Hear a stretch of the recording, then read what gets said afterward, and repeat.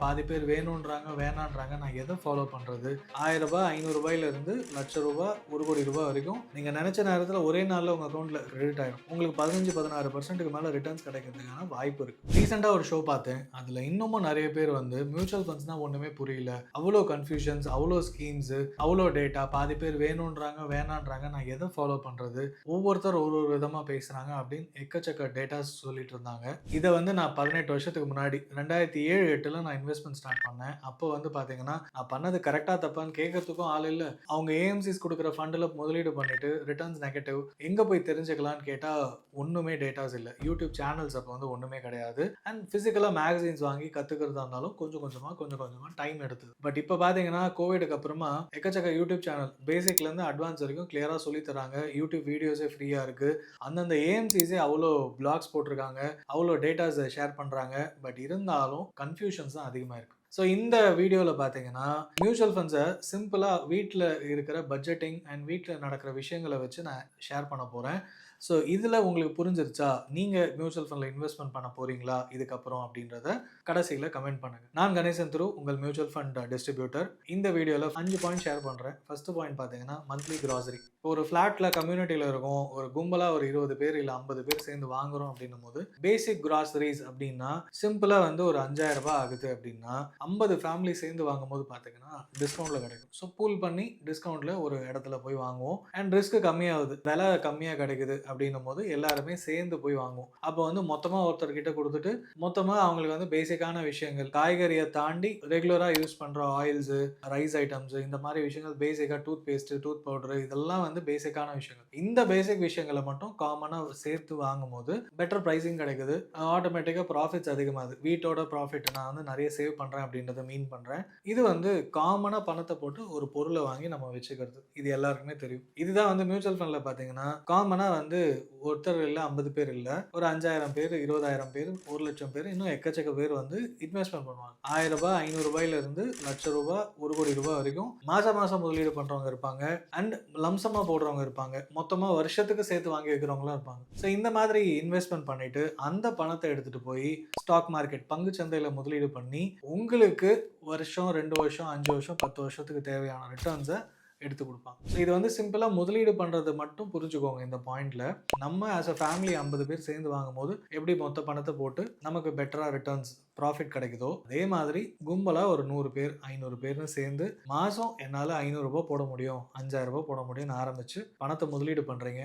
அதுதான் SIP. Systematic investment பிளான்னு சொல்லுவோம். இன்னொரு சிம்பிளா ஆர்டி ரெக்கரிங் டெபாசிட். எல்லாருமே இந்த காலத்துல பேங்க் அக்கவுண்ட் வச்சிருக்கோம். ஒரு ஆர்டி போட்டு வைக்கலாம். ரூ. 500 வந்து ஒரு 6 மாசத்துலருந்து 5 வருஷம் வரைக்கும் முதலீடு பண்ணலாம். பட் எஸ்ஐபில டைம்லைன் கிடையாது. உங்க பசங்க படிப்பு, கல்யாணம், ரிட்டயர்மென்ட் இல்ல ஒரு காரு, வீடு வாங்குறது, இல்ல ஹவுஸ் டவுன் பேமெண்ட்டுக்காக எந்த விஷயத்துக்கு வேணா எவ்வளோ டைம்லைன் வேணா சுருக்கிக்கலாம், ஏத்திக்கலாம். இந்த பெனிஃபிட்ஸ்லாம் தான் இருக்கு. இப்போ காமனா பூல் பண்ற பணத்த இன்வெஸ்ட்மென்ட் பண்றது மியூச்சுவல் ஃபண்ட் எஸ்ஐபி அப்படின்னு பார்த்துட்டோம். 2வது பாயிண்ட் பார்த்தீங்கன்னா, ஒரு சாம்பார் வைக்கிறத வச்சுக்கோங்க. ஒரு 3, 4 காய் சேர்ந்து போட்டு கதம்ப சாம்பார்ன்னு சொல்லுவோம். ஸோ எல்லாமே கம்பைன்டா இருக்கும். ஒரு காய் பிடிக்காட்டி இன்னொரு காய் டேஸ்ட் ஏத்தி குடுக்கும். ஆட்டோமேட்டிக்கா வந்து சாம்பார் சூப்பரா இருக்குன்னு சொல்லுவோம். அதே மாதிரி தான் டைவர்சிஃபிகேஷன். ஒரு ஸ்கீம்ல பார்த்தீங்கன்னா, ஒரு 30, 40 கம்பெனில இருந்து ஒரு சில ஸ்கீம்ஸ் வந்து 70, 80 இன்னும் அதிகமா போகும். லிமிட்லாம் கிடையாது. ஸோ இது ஏன் பண்றாங்க அப்படின்னா, ஒரு ஸ்டாக், ஒரு கம்பெனி பெர்ஃபார்மன்ஸ் கம்மியா இருக்கு.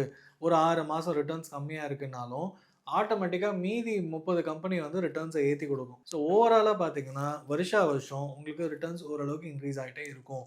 அப்படின்றது தான் உண்மை. அந்த ஒரு கம்பெனியுமே வந்து பெர்ஃபார்மன்ஸ் நெகட்டிவா போகுது, இல்ல ஏதோ பிரச்சனை இருக்குன்னா, அத வித்துருவாங்க. சாம்பார் வைக்கிற மாதிரி மொத்தமா டைவர்சிஃபிகேஷன். ஒரு 4 காய் எது சேரும் அப்படின்னு சேர்ந்து போடுற மாரி mid cap, small cap, large கேப்ன்னு அந்த கேட்டகரீஸ்க்கு ஏத்தா மாரி பிரிச்சு போடுவாங்க. அப்போ டைவர்சிஃபிகேஷன் நடக்கும். ரிஸ்க்கும் குறையும். இது ஸ்டாக் மார்க்கெட்டோட கம்பேர் பண்றோம்னா, ஒரு கம்பெனியில முதலீடு பண்றதுக்கு நம்ம நெறைய விஷயம், நெறைய டேட்டா தெரிஞ்சுக்கணும். பட் இங்க பார்த்தீங்கன்னா, 30, 40 கம்பெனியா இருந்தாலும், அது மிட் கேப்ன்னு ஒரு காமனா ஒரு விஷயத்துல வந்துரும். ஆட்டோமேட்டிக்கா அதுல பார்க்க வேண்டிய டேட்டா பாயிண்ட்ஸ்லாம் ஃபண்ட் மேனேஜர் பார்க்க போறாரு. நம்ம பணத்த போட்டுட்டு, அது வந்து டைவர்சிஃபை ஆயிருக்கா? அது ஒரு 40 கம்பெனில இருக்கா? இல்ல 30 கம்பெனில இருக்கான்னு பார்க்க போறோம். So diversification simple. அடுத்த முக்கியமான பாயிண்ட் பார்த்தீங்கன்னா, இந்த சிட் ஃபண்ட் எல்லாருக்கும் ஊர்ல தெரிஞ்சிருக்கும். நான் வந்து என் ஃப்ரெண்டு கிட்ட முதல்ல ஆரம்பிக்கும்போது, அம்மா எப்பயுமே சிட் ஃபண்ட் தான் போடுவாங்க. ஆனா பிரச்சனை ஆயிருக்கு. பட் இருந்தாலும் அவங்களாவும் பண்ணுவாங்க. இல்ல யார்கிட்டயாவது பணத்த போடுவாங்க. என்னதான் ரெகுலேஷன்ஸ் வந்துருச்சு அப்டின்னாலும், சீட்டு புடிக்கிறேன். சிட் ஃபண்டுனா ப்ராப்பரா ரெஜிஸ்டர்ட் கம்பெனிஸ்லாம் இருக்கு. அவங்களுமே நெறைய பிரச்சனையில மாட்டிக்கிறதுக்கான வாய்ப்பு என்னன்னா, 10 பேரு சேர்ந்து ஒரு ஸ்கீம் ஆரம்பிப்பாங்க. ஒரு ஃபண்டு சீட் ஆரம்பிப்பாங்க. திடீர்னு ஒருத்தரால பணம் லாக் ஆயிடுச்சு. பணத்த கட்ட முடியல அப்டின்னா, அந்த சிட்டு பிரச்சனை ஆயிடும். அப்போ வந்து பணத்த இவங்க முதலீடு பண்ணி அத காம்பன்சேட் பண்ணா மட்டும் தான் அந்த கம்பெனி ரன் ஆகும். நெறைய கம்பெனி திவாலா ஆயிருக்கு, பிரச்சனையில மாட்டியிருக்கு. அதெல்லாம் நெறைய நம்ம பார்த்துருக்கோம். அன்ஆர்கனைஸ்டு சீட்டு பார்த்தீங்கன்னா, இன்னமும் எக்கச்சக்க ஊர்ல, கிராமத்துல, சிட்டீஸ்ல நடந்துட்டு தான் இருக்கு. ஏமாத்துனாலும் திருப்பியும் திருப்பி திருப்பி போய் பண்ணிட்டு தான் இருக்காங்க. ஸோ சீட்டு போடுறது எவ்வளோ ரிட்டர்ன்ஸ்ன்னு நம்ம கிளியரா தெரியாது. நீங்க ரூ. 10,000 கட்ட வேண்டிய சீட்டு வந்து ரூ. 7,500 வரைக்கும் குறையும் அப்படின்னு ஒரு லாபத்துல பார்ப்போம். ஆனா எனக்கு அந்த அந்த மாசம் எனக்கு 90,000 வேணும்னும்போது 80,000 தான் கையில குடுப்பாங்க. இல்ல 75,000 தான் கையில குடுப்பாங்க. அப்போ உங்களுக்கு கிட்டத்தட்ட 10,000, 15,000 ஸ்டாப் லாஸ்ல அதாவது லாஸ்ல இருப்பீங்க. அந்த சீட்டு லாபமா இல்லையான்னு கணக்கு பண்ணவும் தெரியாது. நம்ம பாட்டுக்கு கட்டுவோம். கடைசியில எடுத்தா லாபம்னுவாங்க. முன்னாடி எடுத்தா லாபம்னுவாங்க. பட் சீட்ட பொறுத்தவரைக்கும் என்ன கேட்டீங்கன்னா, நியாயமா உங்களுக்கு வந்து பிசினஸ் பர்ப்பஸ்க்காக கட்டுறீங்க. அர்ஜென்ட்க்கு ஏதோ ஒரு பணம் வருது. அந்த பர்ப்பஸ்க்கு மட்டும் மெயின்டெயின் பண்ணா போதும். இது வந்து லாங் டெர்ம் கோல்ஸ்லாம் வச்சுக்க முடியாது. ஏன்னா சீட்டு வந்து மிஞ்சி போனா 30, 40 மாசம் அதிகபட்சமா கட்ட வைப்பாங்க. அதுக்குள்ள பணத்த திருப்பி ரொட்டேஷனுக்கு திருப்பி ரீஸ்டார்ட் பண்ணா தான் கம்பெனிக்கும் லாபம். உங்களுக்கும் வந்து ஒரு ரொட்டேஷன் போயிட்டே இருக்கும். இத வந்து லாங் டெர்ம் கோல்ஸ்க்கும் செட் பண்ண முடியாது. நீங்க சீட்டு கட்டிட்டு அர்ஜென்ட்டா ஏதோ ஒரு லோன் அடைக்கிறதுக்குன்னா கூட கம்மியா இருந்ததுன்னா, ஃபுல் லோன் அடைக்க முடியாது. இந்த மாரி டிஸ்அட்வான்டேஜ் ஜாஸ்தி. அட்வான்டேஜஸ் தேவையானப்போ யாரோ ஒருத்தர் பணத்த குடுப்பாங்க. பட் ரெகுலரா நீங்க கட்டணும். அதே தான் மியூச்சுவல் ஃபண்ட். சீட்டு கட்டுற மாரி மாசம் ஆனா உங்க அக்கவுண்ட்லேருந்து தானா பணத்த எடுத்துப்பான். நீங்க வந்து அதிகப்படியா போட்டு கட்ட முடியலன்னு கஷ்டப்பட வேணாம். ரூ. 10,000 சீட்டுன்னு இல்ல. ரூ. 2,000க்கு ஆரம்பிங்க. ரூ. 4,000க்கு ஆர்டிஏ மாரி ஆரம்பிங்க. சீட்டு கட்டுற மாரி நெனச்சுக்கோங்க. கன்டினியூஸா பணம் போகும். ஒரு 2 வருஷம், 3 வருஷம் கழிச்சு பார்த்தீங்கன்னா, கண்டிப்பா உங்களுக்கு லாபகரமா தான் இருக்கும். நீங்க தேவையானப்போ மொத்த பணத்தையும் எடுத்துக்க முடியும். பார்ஷியலான பணத்த வித்ட்ரா பண்ணிக்க முடியும். நீங்க நெனச்ச நேரத்துல ஒரே நாள்ல உங்க அக்கவுண்ட்ல 2 நாள் ஈக்விட்டில போட்டீங்கன்னா 2 நாள்ல உங்க அக்கவுண்ட்ல கிரெடிட் ஆயிடும். நடுவுல சார்ஜஸ்ன்னு பெருசா புடிக்க மாட்டாங்க. உங்களுக்கு 15, 16%க்கு மேல ரிட்டர்ன்ஸ் கிடைக்கிறதுக்கான வாய்ப்பு இருக்கு. ஸோ இதுதான் சீட்டுக்கும், மியூச்சுவல் ஃபண்டுக்கும் உள்ள பெரிய difference. So simple to understand. அதனால சீட்டோட கம்பேர் பண்றேன். நெறைய ஆர்கனைஸ்டு சீட் பிளேயர்ஸ் இருக்கு. சிட் ஃபண்ட் பிளேயர்ஸ் இருக்காங்க.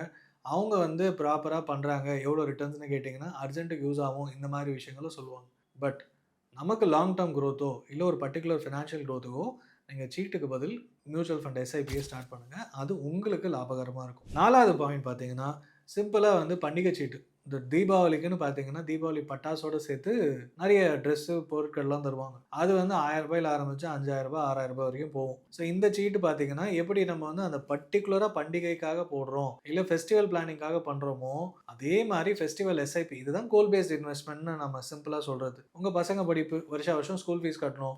மே மாசம் ஆனா நெறைய பேருக்கு டென்ஷன் ஆகும். ஏன்னா ஸ்கூல் ஃபீஸ் கட்டுறதுக்கு பெரிய அமௌண்ட். அதுக்கு பதில் ஜூன் மாசத்துலேருந்து ஒரு எஸ்ஐபி போட்டுருங்க. ஒரு அல்ட்ரா ஷார்ட் டெர்ம் ஃபண்ட். கிடைக்கிற பணத்த போட்டுட்டே வாங்க. ரெகுலரா ஃபிக்ஸடா இசிஎஸ்ல போயிடும். ஏப்ரல் மாசம் 12 மாசம் ஆச்சா, எவ்வளோ வேணுமோ அந்த பணத்த எடுத்து கட்டுங்க. அந்த எஸ்ஐபிய ஸ்டாப் பண்ணாதீங்க. பணத்த வித்ட்ரா பண்ணி கட்டுங்க. மீதி கன்டின்யூ பண்ணிட்டே இருங்க. ஸோ தட் உங்களுக்கு வருஷா வருஷம் இந்த பிரச்சனையிலேருந்து நீங்க விடுபட்டுறலாம். ஸோ மந்த்லி எஸ்ஐபின்றது வெறும் லாங் டெர்ம்க்கு மட்டும் இல்ல. வருஷா வருஷம் இந்த மாரி ஸ்கூல் ஃபீஸ் கட்டுறதுக்கு, உங்க ஃபெஸ்டிவல்காக கட்டுறதுக்கு, திடீர்னு ஒரு பெரிய எமர்ஜென்சி வருதுன்னா, ஹெல்த் எமர்ஜென்சிக்கு இந்த மாரி எதுக்கு வேணா உங்களால மந்த்லி எஸ்ஐபி ஸ்டார்ட் பண்ண முடியும். அத வந்து நெனச்சப்போ எடுத்துக்கவும் முடியும். அண்ட் லாக் இன் பீரியட் இல்லாததுனால, உங்க கோல் என்னவோ அந்த டைம் பீரியட் முடியும்போது எடுக்கணுன்றத மட்டும் நீங்க ஞாபகம் வச்சுக்கோங்க. ஸோ தட் பணத்த வந்து வேஸ்ட் ஆகாம இருக்கும். ஸோ ஃபைனலா பார்த்தீங்கன்னா, டிமானிடைசேஷன் அப்போ ரூ. 500 நோட்டுலாம் வந்து நெறைய அம்மாக்கள் வந்து டப்பால வச்சிருந்தாங்க. அரிசி மண்டியில வச்சிருந்தாங்க. நெறைய சொல்லிட்டு இருந்தாங்க. அதெல்லாம் எதுக்குன்னா சேவ் பண்ணி வைக்கிறது. வீட்ல அப்பா கிட்ட பேங்க் அக்கவுண்ட்ல கூட அவ்வளோ பணம் இருக்காது. இவங்க மறைச்சு வச்ச பணம் நெறைய. ஏன்னா ஃபியூச்சர்ல வந்து அவங்க கேட்கும்போது குடுப்பாங்கன்ற நம்பிக்கையில அவங்களும் எதுவும் கேட்க மாட்டாங்க. அம்மாக்களும் எடுத்து வச்சிருப்பாங்க.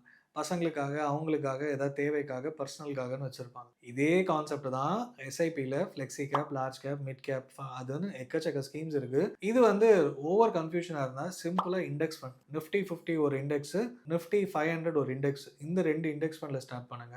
மாசம் ரூ. 500, ரூ. 1000 போட்டுட்டு வாங்க. Different jars. எப்படி இந்த ஜார்ல பணத்த போட்டா லாங் டெர்ம்ல வந்து இது பையன் படிப்புக்குன்னு வச்சிருப்போம். இந்த ஜார்ல பணத்த போடுறது வருஷா வருஷம் ஸ்கூல் ஃபீஸ் கட்டுன்னு எடுத்து வச்சிருப்பாங்க. அதே மாதிரி இந்த ஸ்கீம்ல போடுற பணம் என்னோட ரிட்டயர்மென்ட் நடுவுல பிரேக் பண்ண மாட்டேன். இந்த ஸ்கீம்ல போடுறது என் பொண்ணோட படிப்புக்கு நான் பிரேக் பண்ண மாட்டேன். இந்த மாதிரி ஸ்ப்ளிட் பண்ணிக்கோங்க. ஸோ தட் வந்து உங்களுக்கு கன்ஃப்யூஷன்ஸும் இருக்காது. ஸோ சிம்பிளா பார்த்தீங்கன்னா, நம்ம வீட்ல இருக்க எக்ஸாம்பிள்ஸ் வச்சு மட்டும் தான் இன்னைக்கு சொல்லியிருக்கேன். இது வந்து நெக்ஸ்ட் லெவல் எப்படி இன்வெஸ்ட்மென்ட் பண்ணணும், அது எல்லாமே அடுத்தடுத்த வீடியோஸ்ல நான் ஷேர் பண்ண போறேன். ஸோ இது வந்து உங்களுக்கு புரிஞ்சிருச்சா? இது வந்து உங்க அக்கா வந்து இன்னும் புரியல மியூச்சுவல் ஃபண்ட பத்தி. ஆனா நெறைய வீடியோ வருதுடி ஒண்ணும் புரியலன்னு சொல்றாங்களா? இல்ல உங்க சிஸ்டர் வந்து இத பத்தி பேசிட்டே இருக்காங்க. ரீல்ஸ் பார்க்குறேன். ஆனா என்ன ஒண்ணுமே புரியல. இந்த ஷோ பார்த்தேன். அதுலயுமே எனக்கு கிளாரிட்டி கிடைக்கல அப்படின்னு சொன்னாங்கன்னா, அவங்களுக்கெல்லாம் இந்த வீடியோ ஷேர் பண்ணுங்க. வேற ஏதாவது புரியிற மாரி உங்களுக்கு தெரியணும் அப்படின்னா, கீழ கமெண்ட் பண்ணுங்க. நான் உங்களுக்கு ஷேர் பண்றேன். Thank you.